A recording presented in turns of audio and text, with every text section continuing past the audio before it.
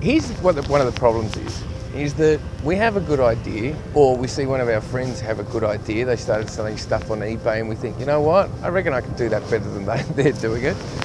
And then all of a sudden we say, yeah, I should be in business. I should really get into this. Now, there's a couple of people who should be in business, and there's probably a couple more that shouldn't be in business at all. And it's okay, because we're all different. Some are worker bees, some is the queen bee, some are lazy bees, we just don't know what we're doing. So it's like everything I say to people, put some risk assessment in there, okay? Where it really gets a little bit tricky is people who been in a job for 15, 20 years get retrenched. Or they might have been in the services, police force, teacher, they get a fair bit of a payout and they're thinking, look, what am I going to do now? Then all of a sudden these franchise ideas come up, or somebody's got another idea for them to put money in, and they think, yeah, that's great, let's get stuck into it. But they haven't looked at, do they have the right personality to get into their business? I've got one client who wants to have their own business and used to work in a business 9 to 5, went to work 9 to 5. So all of a sudden their mentality for their own business is, well, I'm going to do it between 9 to 5. I'm sorry, that just doesn't work, okay? It's your business, it's up to you to push hard. But equally, you can't be a total workaholic where you actually have to work because you're not, you're probably worth $5 an hour. So let's break it back to a couple of things. First question is, if you're going to start your own business, one, how much would you pay somebody else to do that job, right? So if you're going to pay somebody else $60,000 to do the job, that's $30 an hour. Then you have to work out, well, how many hours am I doing each week and how much money I'm getting back? Look, we had one client a few years back who used to run a bus service, and they used to take people on tours. But the poor lady was spending all the morning and all the night before baking because she was giving the clients food on the trip. And so then I asked her, I said, why are you doing that? She said, oh, because if I didn't, they wouldn't pay because I'd have to put the prices up and it cost them too much money. I said, but you're effectively paying yourself $4 an hour. Like, seriously, you couldn't get somebody else to do this for $4 an hour. So it's not worth your time and money and effort to be doing it for $4 an hour. So, first question, how much would it cost to have somebody else do that job? Second question you have to ask yourself is, if you're going to go into your own business, there's a couple of different businesses. Like, you can buy into an existing business, you can buy a franchise, you can do all that sort of stuff. And we can discuss that a bit later. But really have a good look in the mirror and ask yourself, are you prepared to do what it takes? 10,700 companies last year went into insolvency, okay? There's this golden rule that, companies don't make it through the first 5 years. So the problem is, one really thing, a personal attribute that you have to have in business is sticking power. Right? You need to be able to roll with the highs and lows. And as I tell a lot of people, it's okay to be low. Just allow yourself the fact, because you can't have the highs without the lows. So really ask yourself this question. Can your family cope with supporting you to start your own business? It doesn't matter whether you're young and at uni and still at home. It doesn't matter if you've moved out of home now. It doesn't matter if you have a young family. It doesn't matter if you have a middle-aged family. It doesn't matter if you're in retirement age. Do you have the support from your friends and family to do the business? Have you got the emotional support and mental support? Do you have the tenacity to stick with the business through times are tough? And really, are you the sort of person who's not going to take no for an answer and do what they need to do to get their business up and running? Now, here's the key. Here's the massive key.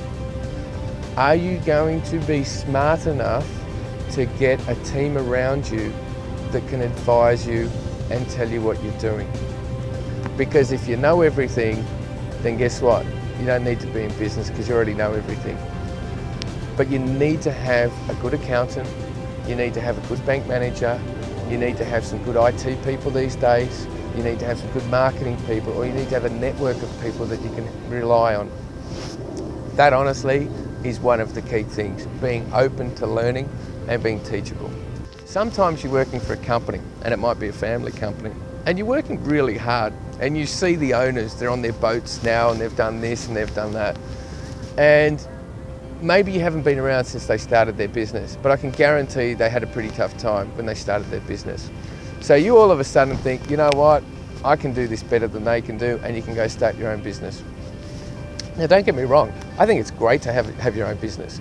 Now, if everybody's ever looked at Rich Dad or Poor Dad or gone to one of these seminars about how you can have an internet business or you can have this business or that business or network marketing, they always tell you you need to have your own business. Now, I don't disagree with this at all, okay? I don't disagree. But if you're going to have your own business, you need to have systems and policies and things in place in order to make that business run. Do not kid yourself just because you're a worker for someone else that's going to make you a good business owner. It's about management, it's about leadership, it's about financial capacity, and it's about ability to roll with the punches. One thing you might say is, well, my boss is a not very nice person and I think they've got many, many different flaws. Well, I'll tell you what, the difference is, as an accountant, I see hundreds of businesses. Now, a lot of people have a lot of flaws, but they are doing something right to make money. And nothing's easy in life. If it was, everybody would be doing it. So make sure you're prepared for your business. Make sure that you've got the right attitude to make it happen. And don't kid yourself just because somebody else is making a good living out of it that you're going to be able to do it. Here's another thing that happened to us. We had another client who bought into a chain, which happens to be in Westfield. And then all of a sudden, a lot of cash flow started coming through. So basically, as a husband and wife, they had some savings of about 150 grand, and he got a payout because he'd been in a business for the last 20 odd years. So he got $200,000 payout. Nice little earner, right? Mid-40s. I will buy into this business as a franchise in Westfield. Well, then all of a sudden, they bought a BMW. All of a sudden, the children started going to private school. All of a sudden, they had all this money, but it was cash flow. It was money coming in the door. And all of a sudden, they didn't understand that money through the door doesn't mean money in the bank to keep. Now, that lasted for 18 months. And I tell you what, they don't have the BMW anymore. The kids aren't in private school anymore. And they don't have the 350 grand that they had saved up anymore. So don't get in a false economy about starting up your own business. You've got to make sure that you're the right person to do it and you get the right advice from people before you go into it. When you start your own business, it's extremely difficult. You've got laws, you've got taxation issues to deal with, you've got legal responsibility, you've got using a logo off the internet, which you're going to get sued for. You're paying somebody to do business cards for you, and guess what? You actually don't own the logo that you've bought. You've got to worry about workers' compensation insurance. You've got to worry about paying people the right amount of money. You've got to choose your business structure, whether it's an individual, a partnership, a company, or a trust. It's not as simple as, hang on a second, I'm going to flick a switch and I'm a great worker and now I'm going to be a great boss, great mentor, great manager, great leader, great fiscal manager, and an all-round nice guy. And guess what? Turn up to work every day with a happy, happy voice and everybody's going to just do fantastic things.